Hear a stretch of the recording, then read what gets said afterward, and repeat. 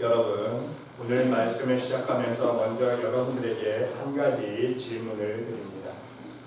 여러분이 지금까지 하고 있는 일에 진정한 행복을 느끼고 계십니까?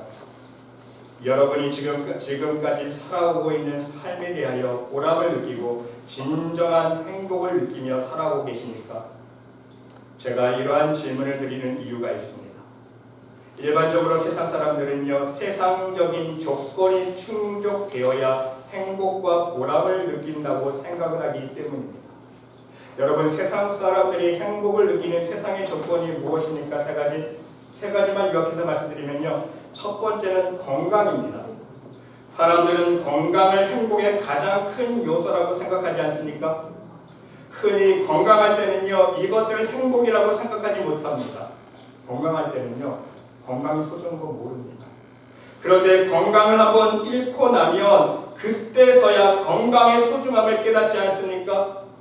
건강을 잃어보면요, 모든 것이 소용없습니다. 여러분, 저도 정말 저 건강해 보이죠? 저는 어렸을 때요, 정말 죽을 목숨 하나님 살려주십니다. 얼마나 병치를 많이 했는지 모릅니다. 제가 잘 알아요. 건강을 잃어보면요, 모든 것이 소용없어요. 일거품이 됩니다. 여러분, 건강을 잃으니까 어떻게 됩니까? 맛있는 음식 다 소용없어요. 그림의 떡입니다. 먹고 싶어도요, 건강을 잃으면요, 소화를 시킬 수가 없습니다. 입맛도 없어요. 먹을 수가 없어요. 건강을 잃으면요, 여행도 다닐 수 없습니다. 좋은 거 다니고 싶은데요, 건강 잃으면 신경 써서 돌아다니지 못해요. 여행도 못합니다. 건강을 잃으면요, 내가 평생 모아온 내 재산, 내 물질 다 소용없어요. 내가 소유하고 있는 모든 것 다 소용없습니다. 물거품이 돼요. 왜? 건강을 잃어보면요, 무엇을 생각합니까? 그때서야 죽음을 생각하는 거야. 야, 나 죽으면 어떻게 되냐? 이거 다 물거품 되는 거구나. 다 소용이 없구나. 죽으면 이 세상에서 자신이 이루어온 모든 자신의 삶이 물거품이 된다는 사실을 그때서야 깨닫게 되기 때문인 거예요. 두 번째는요, 사람들은요, 돈이 행복이라고 생각합니다. 왜입니까? 돈은 이 세상에서 생명 아닙니까? 돈 없으면요, 굶어 죽어요. 돈 없으면요, 먹을 거 살 수 없습니다. 돈 없으면요, 따뜻하게 입을 수 있는 옷 살 수 없어요. 여러분, 돈이 없으면요, 사고 싶은 물건, 내가 누리고 싶은 것 충족할 수가 없습니다. 그래서 사람들은요, 돈이 많으면 행복할 거라고, 내가 돈이 많아지면 행복한 삶을 살 수 있다고 생각합니다. 그래서 평생 돈만을 추구하며 살지 않습니까? 어떻게 하면 돈 많이 벌어볼까? 다 똑같아요. 우리가. 어떻게 하면 돈 많이 벌어볼까? 돈이 행복의 기준입니다. 세 번째는요, 자신이 하고 있는 일 속에서 보람을 깨닫는 것을 행복이라고 생각합니다. 여러분, 이것은 아주 평범한 것 같지만 중요한 문제입니다. 예를 들어서 우리가 어떤 직업을 가지고 일을 하고 있습니다. 그런데 세월이 흘러서 나이가 이제 50, 60이 된 후에라도 나는 이 직업을 가진 후에 후회가 없구나. 내가 다시 직업을 선택한다 할지라도 나는 또 이 일을 하고 싶다. 이렇게 생각하는 사람은요, 정말 행복한 사람입니다. 세상적으로 볼 때. 그러나 내가 어쩌다가 이런 직업을 선택했지? 나에게 적성도 맞지 않고 소질도 없는데, 이렇게 후회하는 사람은요, 불행한 사람입니다. 결혼 생활도 마찬가지 아닙니까? 세월이 가면 갈수록 내가 이 사람하고 결혼하기를 너무 잘했지, 이 말을 할 수 있으면 행복한 사람이에요. 그런데 내가 어쩌다 이 사람하고 결혼했지, 내 인생의 최대 실수다, 이렇게 생각하고 고백하는 사람은요, 불행한 사람이에요. 자식도 마찬가지 아닙니까? 야, 하나님께서 나에게 어떠한 이렇게 자식을 좋은, 말 잘 듣는 착한 자식을 주셨을까? 이렇게 고백하는 사람은요, 행복한 사람이에요. 하지만 나에게 이런 자녀가 어떻게 태어났지? 그냥 말썽만 부리고 원망스러운 말을 할 때 그 사람은 불행한 사람이라고. 여러분, 고대 철학자 아리스토텔레스가 그의 제자들과 어떤 사람이 가장 불행한 사람일까 토론을 벌였다고 합니다. 아리스토텔레스가 제자들에게 질문을 했어요. 이 세상에서 가장 불행한 사람이 누굴까? 제자들이 한 사람 답을 합니다. 스승님, 이 세상에서 가장 불행한 사람은 가난한 사람입니다. 또 어떤 제자는 배고픈 사람입니다. 어떤 제자는 병든 사람입니다. 어떤 제자는 부모가 없는 고아입니다. 어떤 제자는 친구가 하나 없는 외로운 사람입니다. 저마다 다 세상적인 조건을 들어서 행복하지 못한 사람을 이야기합니다. 이때 아리스토텔레스가 한마디 합니다. 세상에서 제일 불행한 사람은 보람 없는 일을 하는 사람이다. 여러분, 그렇습니다. 이 세상에서도요, 보람 없는 일을 할 때에 가장 행복한 사람, 보람 있는 일을 할 때 가장 행복한 사람이 될 수 있다는 사실입니다. 근데 여기서 더욱더 중요한 사실은 무엇입니까? 우리 믿음의 자녀들에게는요, 더욱 특별히 그러하다는 말씀이에요. 진정 하나님 앞에서 보람 있는 일을 하면서 이 세상을 살아갈 수 있을 때에 그것이 정말 보람 있고 행복한 삶이라는 거예요. 왜? 가장 소중한 하늘의 참 생명을 얻을 수 있기 때문에. 이 땅의 것은 다 우리가 다 놓고가 되지만 하나님 나라의 영원한 나의 상급이 있기 때문에 가장 보람된 일이라는 거예요. 여러분, 오늘 본문 말씀 속에서 예수님은요, 바로 이것에 대하여 말씀해주고 있다는 사실입니다. 오늘 본문 27절 말씀 보니까요, 썩은 양식을 위하여 일하지 말고 그랬어요. 썩는 양식을 위하여 일하지 말라. 대신에 영생하도록 있는 양식을 위하여 하라. 우리 예수님의 말씀이야말로 명언 중에 명언입니다. 여러분, 생각해 보시기 바랍니다. 썩을 양식인 줄 알면서, 헛된 일인 줄 알면서, 보람이 없는 일인 줄 알면서 그 일을 해야 하는 사람이 있다면 그 사람이야말로 정말 불행한 사람, 불쌍한 사람 아닙니까? 쉽게 말씀드리면요, 아침에 직장에 출근할 때는 마치 도살장에 끌려가는 것 같고, 저녁에 퇴근할 때는 이 다람쥐 쳇바퀴 같은 삶에서 내가 언제나 해방될 수 있을까 낭망 속에서 살아가는 사람, 이러한 사람이 진정 불행한 사람이라는 말씀입니다. 여러분, 여기서 우리는 생각해 보아야 할 것이 있습니다. 여러분이 하고 있는 모든 일의 목적이 무엇입니까? 여러분이 하고 있는 일에 대한 진정한 의미는 어디에 있습니까? 우리는 이것에 대한 영적인 답을 찾기 위해서 오늘 오병이어의 기적을 다시 한번 주의 깊게 묵상해 볼 수 있어야 한다는 말씀입니다. 여러분, 예수님께서 5,000명을 먹이는 큰 기적을 행하셨습니다. 만일 오늘날 예수님 하지 말고 오늘날 예수님께서 이러한 오병이어의 기적을 일으키셨다면요, 어떤 사건이 벌어졌을까요? 전 세계에 있는 사람들이 수백만 명의 인파가 비행기를 타고 몰려왔을 거예요. 그렇죠? 그때야 뭐 이동 수단도 없고 하니까 거기에 있는 사람들이 모이는 사람들은 처음이겠지만 이것이 금방 뉴스로 전 세계에 퍼져나갔을 것입니다. 전 세계 사람들이 예수님이 행하신 기적을 다시 한번 보기 위해서 예수님께 수백만 명이 몰려왔을 거예요. 정말 놀라운 사건이 아닐 수 없습니다. 그런데 이 사건 후에 예수님은요, 예수님을 따르는 사람들에게 무엇이라고 말씀하셨습니까? 자신의 능력을 자랑하셨습니까? 자신의 인기를 높이려고 내가 더 큰 기적으로 더 맛있는 음식으로 너희들에게 주겠다고 듣기 좋은 이야기만 하셨습니까? 절대로 아닙니다. 자신을 따르는 사람들을 오히려 책망하셨습니다. 어떻게? 너희가 나를 찾고 따르는 것은 그랬어요.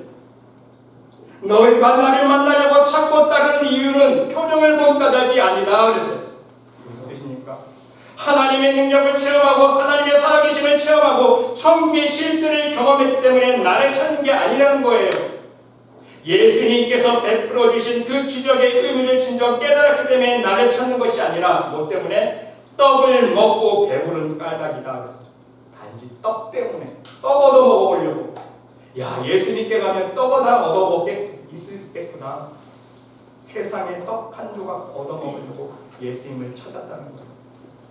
떡 한 조각 얻어 먹겠다고 모여드는 사람들, 그 신기한 떡을 한번 먹어보겠다고 모여드는 사람들을 보시면서 해주신 말씀이 오늘 본문이라는 거예요. 썩을 양식을 위하여 일하지 말고 영생하도록 있는 양식을 위하여 하라. 무슨 뜻입니까? 한 번 먹고 또 배고프게 될 빵을 얻기 위해서 나를 따르지 말라는 거예요. 이 세상 것 얻으려고 나 따르지 말라는 거예요. 영원한 양식, 영원한 생명의 양식을 위하여 나를 따르라는 말씀 아닙니까? 진정 너희가 천국을 소망하는 믿음으로 나를 따르고 진정 하나님의 살아계심을 믿는 믿음으로 나를 따르라는 거예요. 떡 한 조각 세상에 주는 떡 한 조각 먹으려고 얻어먹으려고 따르지 말라는 거예요. 그렇습니다, 여러분. 우리 믿음의 자녀들이 예수님을 따르는 의미가 바로 여기에 있는 것입니다. 내가 오늘도 교회에 나온 목적이 무엇입니까? 여러분, 오늘도 우리가 다 교회에 나와서 예배드리고 있습니다. 교회에 나와서 예배드리는 목적이 무엇입니까? 교회에 나와서 예배드리고 기도하고 찬송하는 목적이 무엇입니까? 단지 세상에서 마음의 평강을 얻기 위해서, 나의 불편한 마음을 없애기 위해서 나왔습니까? 직분자로서 체면상 주일 성소는 지켜야 되니까 예배드리러 나오셨습니까? 인간관계 속에서 기쁨을 얻기 위해서 심심풀이 땅콩으로, 그렇죠? 심심하니까 사람들과 교제하기 위해서 나오셨습니까? 점심 맛있는 것 주니까 밥 한 끼 잘 먹기 위해서 나오셨습니까? 여러분, 사실 우리 교회는요 너무너무 축복의 교회예요. 여러분, 먹는 거 보세요. 너무 잘 먹지 않습니까? 제가 좀 나쁜 의미로 말씀드리는 게 아니에요. 정말 좋은 모습입니다. 우리 교회처럼 잘 먹는 교회 정말 없을 거예요. 드뭅니다. 그렇죠? 매주일마다 우리 성도들이 주님의 사랑으로 정성스럽게 음식을 준비해서 사람 초대교회처럼 사랑의 교제를 나누는 게 정말 몇 되지 않아요. 정말 좀 프라우드합니다. 자랑스러워요. 근데 여러분, 이 좋은 모습이요 정말 하나님 앞에 인정받으려면요 한 가지 플러스 알파가 필요해요. 무엇인지 아십니까? 진정 하나님을 예배하는 목적으로 나와서 모여야 된다. 단지 음식 잘 먹기 위해서, 밥 한 끼 얻어먹기 위해서 먹을 목적으로, 그렇죠? 먹는 목적으로 우리가 모여서는 안 된다는 사실이에요. 그것이 목적이 되면요 하나님 앞에 꽝 되는 거예요. 예배가 우선. 하나님 앞에 예배드리고 하나님 앞에 영광 올려드리고 우리가 일주일 동안 베푸신 하나님의 은혜에 감사와 찬양과 영광을 하나님 문 앞에 올려드리는 것, 그것이 첫째 목적이 될 수 있어야 돼요. 먹는 게 목적이 되면 안 됩니다. 아멘? 아멘. 명심하셔야 돼요. 그러면요 우리 교회에서 나는 이 신교의 모습이 하나님 보실 때는요 더욱더 아름다운 모습을 형성해요. 또한 여러분, 오늘 내가 살아가는 인생의 의미는 무엇입니까? 그냥 태어났으니까 하루하루 아무 의미 없이 살아가고 계십니까? 단지 세상에서 좋은 것 누리고 맛있는 것 먹고 잘 살기 위해서 하루하루 세상 것만을 추구하며 살아가고 계십니까? 이제 내 인생은 다 끝났으니, 살 만큼 살았으니, 우리 연세 많은 어르신들 많지만 이제 나는 나이도 많고 이제 내 인생 살 만큼 살았으니까 이제 나의 마지막 서우는 내 자식들 잘 되는 것뿐이다. 그 목적으로 살아가고 계십니까?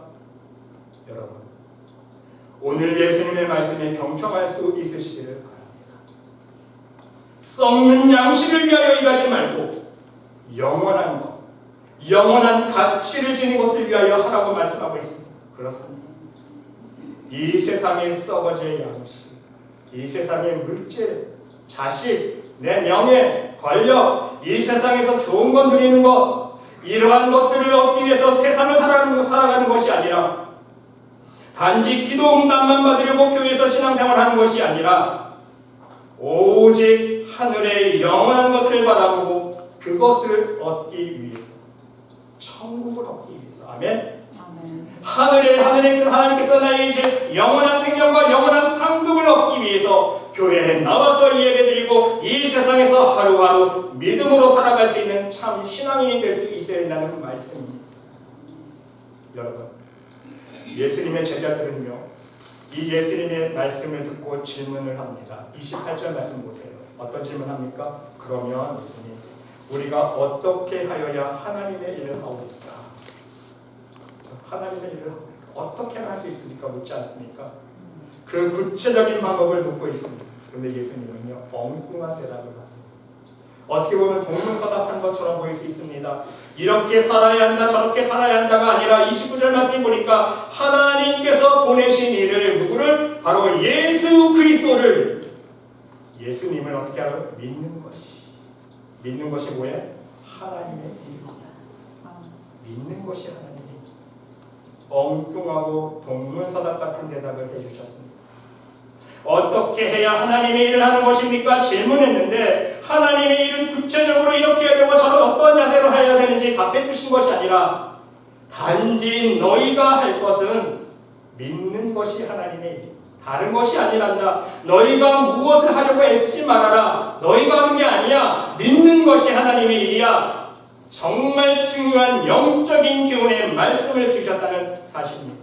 여러분, 믿는 것이 하나님의 일이다. 이것은 예수님께서 묻는 사람들의 의도를 이미 그 제자들의 마음을 아시고 명백한 대답을 주셨다는 것입니다.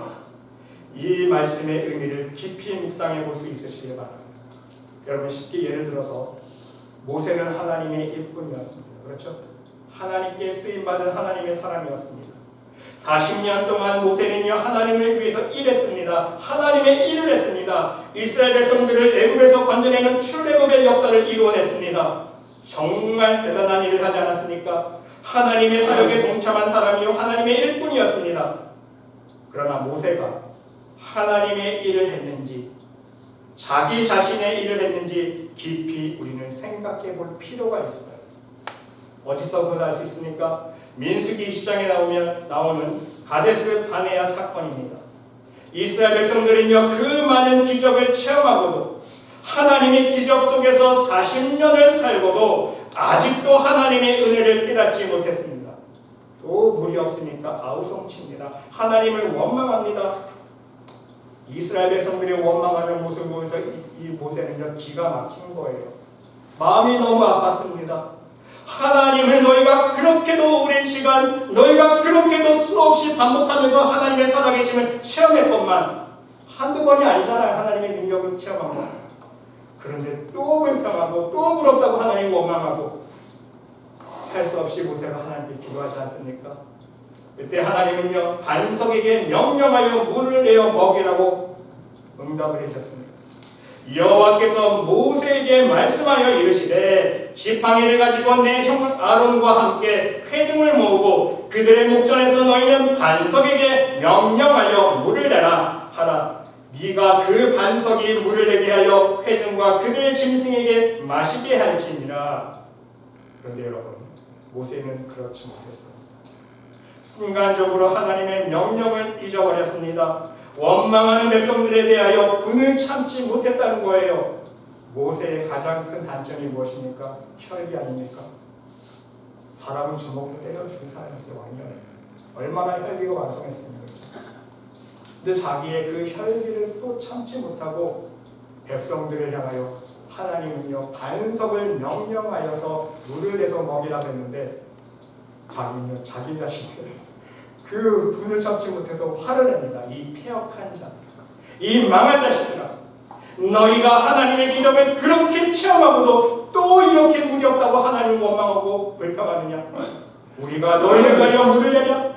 화를 내면서 반석을 내려 쳤습니다. 자기 분을 못 참습니다. 이 사건에 대한 결과가 무엇입니까? 하나님께서 역사하신 일이기에 물은 반석에서 나왔습니다. 백성들이 마셨습니다. 하지만 모세는요 하나님 앞에 칭찬받지 못했어요. 오히려 책망을 받았습니다. 하나님의 일을 수행했는데 책망받았다는 사실입니다. 어떻게? 너는 나를 믿지 아니하고 나의 거룩함을 드러내지 않았구나. 너는 나를 거역했다. 이 바로 불순종 때문에 너는 결코 가나안 땅에 들어가지 못하게 될 것이다. 결국 모세는요 그렇게도 바라던 가나안 땅에 들어가지 못하게 되었습니다. 그 이유가 무엇입니까? 하나님의 일을 한다고 했지만, 하나님 말씀에 순종한다고 했지만 무엇이 문제입니까? 영적으로 하나님 보실 때는 하나님의 일을 한 것이 아니라는 거예요. 영적으로는요 하나님의 일을 한 것이 아니라 내 일을 했습니다. 내 명예, 내 감정, 내 유익, 내 고집, 내 혈기를 부리며 일했다는 거예요.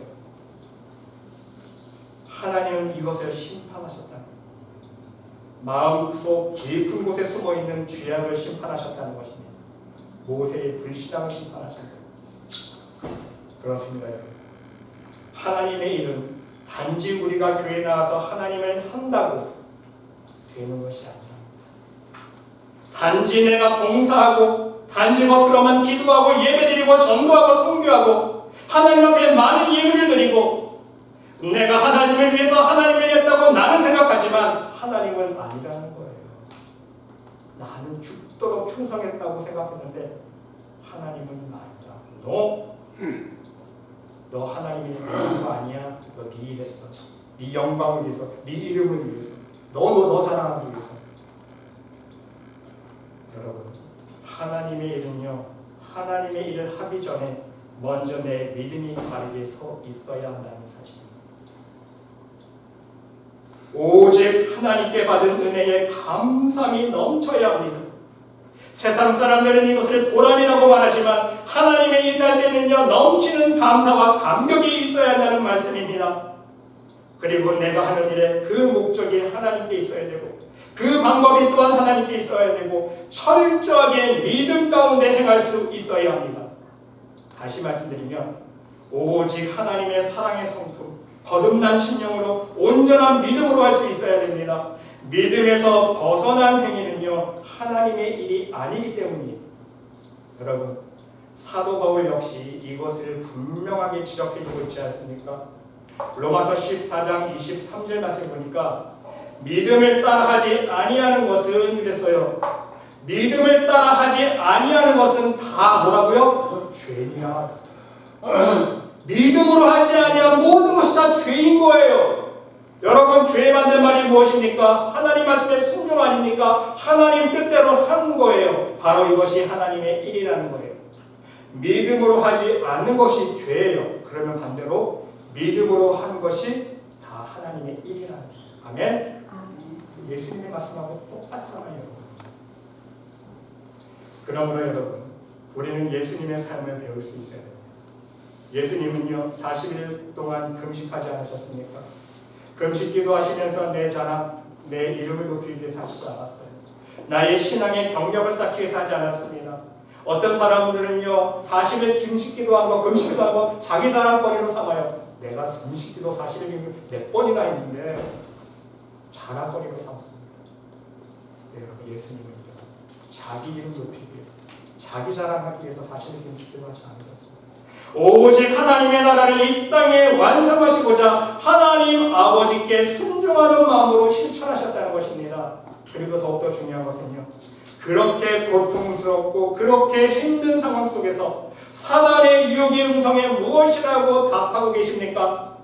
사람이 떡으로만 사는 것이 아니요 하나님의 입에서 나오는 말씀으로 사는 것입니다. 여러분, 생각해 보세요. 지금 40일 동안 굶었습니다. 얼마나 배가 고픕니까? 얼마나 절박한 상황 속에서 유혹될 수 있잖아요. 유혹받지 않으셨어요. 그 순간 속에서도요, 그 절박하고 그 간절한 순간 속에서도요, 말씀이 우선이셨습니다. 내가 굶어 죽게 생겼으니 제발 물 한 모금만 달라고, 제발 빵 조각 하나만 달라고 애원하지 않으셨어요. 이 세상 것에 눈 돌리지 않으셨고 마음을 빼앗기지 않으셨습니다. 하나님의 뜻이 먼저였습니다. 하나님의 말씀이 우선이 되어서 말씀의 능력으로 하나님의 뜻을 온전히 이루셨습니다. 하나님의 일을 온전한 믿음 가운데 이루셨다는 거예요. 이게 중요합니다. 여러분, 지금 여러분이 맡고 계신 하나님의 일이 있으십니까? 지금 여러분이 하고 계신 하나님의 일이 있으십니까? 여러분이 마음속에 계획하고 있는, 마음속에 소원하고 있는 하나님의 일이 있으십니까? 이 모든 일에 오직 하나님만을 의지하는 믿음으로 할 수 있으시기를 바랍니다. 예를 들어서 여러분, 구체적으로 우리 삶 속에 적용해 보면, 여러분이 매일 가족을 위해서 식사를 준비하고 계십니까? 믿음으로 하세요. 식사 준비조차도, 먹는 일조차도 믿음으로 할 수 있으시길 바랍니다. 왜입니까? 그것이 하나님의 일이 될 수 있어요. 믿음으로 하면. 단지 세상적으로 밥 챙겨주는 거 귀찮다, 얼마나 힘듭니까? 밥 새끼 꼬박 챙겨주는 거. 제가 군대에서 식당 운영해봐서 다른 사람들 다 놀아도요, 전 못 놀았어요. 네, 새끼 꼬박꼬박 먹여야 되니까. 그게 어머니의 마음이라는 걸 제가 깨달았습니다. 어머니는요, 쉬고 싶어도 몸이 아파도요, 쉬지를 못해요. 왜? 식구들 밥해 먹여야지. 그 의무감이 있기 때문에. 근데 그걸 세상적으로 생각하면요, 이 사람인지라 짜증납니다. 힘든 마음밖에 없어요. 근데 여러분, 믿음으로 하면 그게 하나님의 일이 될 수 있습니다. 왜입니까? 내가 차려준 음식을 먹고 내 가족들이 오늘도 건강하게 믿음으로 살아갈 수 있기 때문인 것입니다. 건강하게 하나님의 일꾼으로 쓰임받을 수 있는 기회가 우리 가족에게 주어질 수 있기 때문인 거예요. 믿음으로 행하면 하나님이 될 수 있는 거예요. 믿음으로 하면요, 밥 한 거 다 상달돼요. 여러분, 아무 생각 없이 하지 마세요. 기도하는 마음으로 하세요.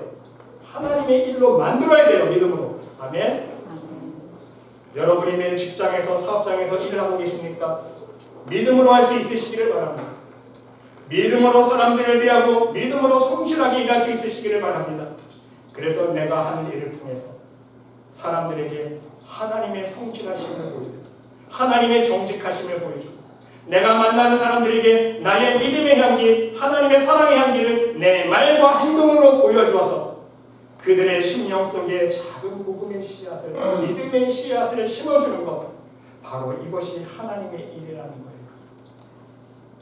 이것이야말로 가장 큰 보람된 일 아닙니까? 하나님 일 중에 내 삶의 열매를 통해서, 향기를 통해서 복음을 증거하는 것. 왜? 하나님 보실 때는요, 한 영혼이 무엇보다 귀중해요? 천하보다 귀중해요. 하나님 보실 때는요, 이 천하보다 한 영혼이 중요하세요. 왜? 하나님 보실 때는 한 영혼이 구원받고 천국 가는 게 더 중요한 여기시는 거예요. 오죽하면 죄인 하나만 회개하며 하늘에서 회개할 것 없는 의인 99명으로 인하여 기뻐하는 것보다 하나님께서 더 기뻐하신다고 했어요. 한 영혼 전도하면요, 하나님께서 그만큼 기뻐하신다는 거예요. 여러분, 그래서 사람 숫자 따지지 마세요. 그래서 저는요, 목회하면서 철드는 게 있어요. 한국에서 목회할 때는요, 대형교회만 있었잖아요. 한 영혼 귀중한 거 솔직히 몰랐습니다. 근데 제가 이민 목회하면서 하나님께 감사드리는 것은요, 우리 주님의 마음, 우리 하나님의 마음이 바로 이 마음이구나. 잃어버린 양, 어린 양 한 영혼을 찾기 위한 애타게 찾고 계시는 하나님의 마음이 바로 이 마음이구나. 한 영혼이라도 하나님 품으로 인도하면 하늘나라에 내 상급이 쌓이겠지. 하나님께서 빼앗겨 주시죠. 이제서 철드는 거예요, 여러분. 이민 목회하면서. 이것보다 보람 있는 일이 어디 있습니까, 여러분? 하나님께서 나의 생명을 살려준 것도 감사합니다. 그 감사한 마음으로 죽어가는 영혼을 하나님 품으로 돌이킬 수 있는 복음을 증거한다면 이것보다 더 큰 보람 있는 일, 하나님이 가장 기뻐하시죠. 또 여러분, 우리가 매주일 교회에 나오는 것도 마찬가지입니다. 믿음으로 하나님 앞에 나와서 예배드려요. 오직 믿음으로 하나님께 기도하고 감사함으로 찬양드리고 기쁨과 감격 속에서 성도들과 교회를 위해서 봉사하고 섬기는, 바로 이것이 하나님이 진정 원하시는 하나님의 일이라는 말씀인 것입니다. 여러분, 마르다 보세요. 마르다는요, 심지어 예수님을 대접하는 봉사의 기회를요, 사람의 일로 멈췄어요. 하나님의 일 아닙니까? 예수님을 대접하는 절호의 찬스였는데 왜 망쳐버렸어요? 예수님을 대접한다고 음식 준비하면서 하나님의 일이 아니라 자신의 일로 망쳐버렸어요. 왜? 동생 원망하고 동생 불평하고 자기 일에 분주하고 염려하고 근심하는 마음으로 예수님만 대접할 음식 준비하니까 예수님이 책망하셨잖아요. 칭찬하신 게 아니라. 여러분, 중요한 사실은 무엇입니까? 하나님의 일이 되도록 우리는 믿음으로 살아야 된다. 믿음으로 음식을 먹고 마시는 것도 주의 영광을 위하여 하라. 우리가 먹고 마시는 것도 믿음으로 하고, 왜? 건강해야 주님의 일의 복음을 위해서 헌신할 수 있기 때문에 내가 오늘도 말씀을 읽고 기도하는 것도 믿음으로 행하고, 내가 직장에서 일을 하고 돈을 버는 목적도 믿음으로 하나님의 영광을 위해서, 복음을 위해서, 나만 잘 먹고 잘 살기 위해서 일해서 돈 버는 게 아니라 하나님의 나라를 위해서, 죽어가는 영혼을 살리기 위해서 도는 거다. 믿음으로 만나는 사람들에게 주님의 향기를 드러낼 때에, 오직 믿음으로 행할 때에 우리의 전 삶 전체가 온전한 하나님의 일이 될 수 있다는 말씀인 것입니다. 그래서 예수님께서 믿는 것이 하나님의 일이란다, 제자들에게 말씀해 주셨습니다. 믿는 것이 하나님의 일. 오직 예수님을 믿는 믿음이 있을 때에 우리의 전 삶이 거룩한 산 제사가 될 수 있고 하나님의 나라와 하나님의 일을 이루어가는 하나님의 일이 될 수 있다는 사실입니다.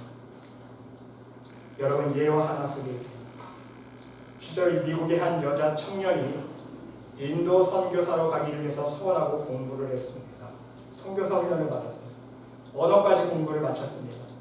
이제 인도로 선교를 떠나는 무렵에 어머니로부터 임종 소식이 들려요. 이제 어머니가 임종하시게 됐는데 어머니가 마지막 유언을 남겼어요. 사랑하는 딸아, 로마에 있는 네 여동생이 지금 병중에 있는데 네가 한 번만 그 여동생을 찾아가서 보고 선교를 떠나라. 이렇게 유언을 남겼습니다. 이 선교사님은요, 어머니 말씀대로 로마로 갔습니다. 여동생을 만나기 위해서. 여동생에게는요, 아들 셋, 딸 둘이 있었습니다. 너무 다섯 자녀가 다 어렸다고 합니다. 얼마 후에 동생이 죽고 그 남편마저 죽었습니다. 졸지에 아이 5을 떠맡게 된 이 선교사는요, 정말 난감했습니다. 난처했습니다. 선교지로 떠나야 할 시간이 임박했는데 도저히 이 아이들을, 이 조카들을 그냥 버려두고 떠날 수 없었기 때문입니다. 하나님의 사역을 선택할지, 어린 조카들을, 아이들을 맡아서 돌볼지 선택을 해야 했습니다. 결국 이 선교사님은요, 선교부에 편지를 보냈습니다. 내가 인도의 선교사로 떠나는 것은 하나님의 뜻이 아닌 것 같습니다. 저는 선교사로 떠날 수가 없습니다. 거절하는 편지를 보냈습니다. 그리고 이 선교사님은요, 조카 5명을 믿음으로 정성껏 양육하고 키웠습니다. 그런데 여러분, 그 결과가 정말 놀라웠습니다. 25년 후 이 아이들 중 3 아들이 바로 이 여자 선교사님이 선교를 가려던 그 인도 선교사로 가게 되었다는 거예요. 그때서야 여자 선교사님은요, 다시 선교부에 편지를 보냅니다. 하나님이 저의 기도를 25년 만에 3배로 이루어 주셨습니다. 이제 3명의 선교사를 저 대신에 파송합니다. 여러분, 하나님의 뜻은 무엇입니까? 진정 하나님의 일은 무엇입니까? 믿음으로 하는 것입니다. 믿음이 있는 곳에 하나님의 일이 함께한다는 거예요. 아멘. 이 선교사님이요, 믿음으로 조카들을 키웠기 때문에 하나님의 일이 되었다는 거예요. 만일 세상적으로 불쌍하는 마음으로만 이 조카들을 키웠다면요, 하나님의 일이 아니라 인간의 일이 되었을 거예요. 저 인간의 정으로 키웠고, 믿음으로 키웠기 때문에 하나님이 되었고, 그 하나님의 일을 이루었기 때문에 하나님께서 이 선교사님이 인도 선교사가 했던 그 소원의 마음을 3배로 조카 아들 3명이 선교사를. 여러분, 오늘 말씀을 묵상하시면서 하나님 앞에서 여러분이 오늘 해야 할 하나님의 일이 무엇인지 한번 돌아보면서 질문해 볼 수 있으시기를 바랍니다. 오늘 이 시간 내가 교회에서 해야 하는 하나님의 일은 무엇인가? 오늘 이 시간 내가 내 가정 안에서, 우리 가정 안에서 해야 하는 하나님의 일은 무엇인가? 그리고 내가 내일부터 시작하는 나의 일터에서, 나의 생활 속에서, 내가 한 주간 살아가는 나의 삶의 터전 속에서 내가 할 수 있는 하나님의 일은 무엇인가? 한번 질문해 볼 수 있으시기를 바랍니다. 꼭 명심할 수 있으시기를 바랍니다. 무엇을 하든지, 누구를 만나든, 내가 어디에 가고 어느 자리에 서 있든 여러분의 인간적인 생각과 인간적인 지식, 인간적인 계획으로 일을 하지 않기를 바랍니다. 오늘 주신 예수님의 답을 마음속에 명심하고 품을 수 있으시기를 바랍니다. 뭐예요? 믿는 것이, 믿으면, 믿음으로 살면 모든 게 하나님의 일이 됩니다. 자는 것도 하나님이 될 수 있고, 밥 먹는 것도 하나님의 일이 될 수 있고, 운전하는 것도 하나님의 일이 될 수 있고, 모든 삶의 순간순간에 믿음으로 행하면 다 하나님의 일이 될 수 있다는 사실. 아멘. 오직 믿음으로 나의 삶 속에 주어진 모든 상황 속에서 내 교만과 욕심을 죽이고 겸손히 믿음으로 순종하며 행할 수 있으시기를 바랍니다. 그리할 때에 여러분의 삶 자체가 온전히 하나님의 일이 될 수 있음을 명심할 수 있으시기를 바랍니다. 부디 여러분 모두 우리가 어떻게 하여야 하나님의 일을 하오리까? 이러한 질문을 하고 있는 제자들에게 믿는 것이 하나님의 일이니라 대답해 주시는 우리 예수님의 놀라운 뜻을 깨닫고 오직 믿음으로 매일매일 매 순간 여러분의 삶 속에서 하나님의 일을 온전히 이루어갈 수 있는 복음의 증인들이 모두 될 수 있으시기를 간절히 주님의 이름으로 축원드립니다. 하나님,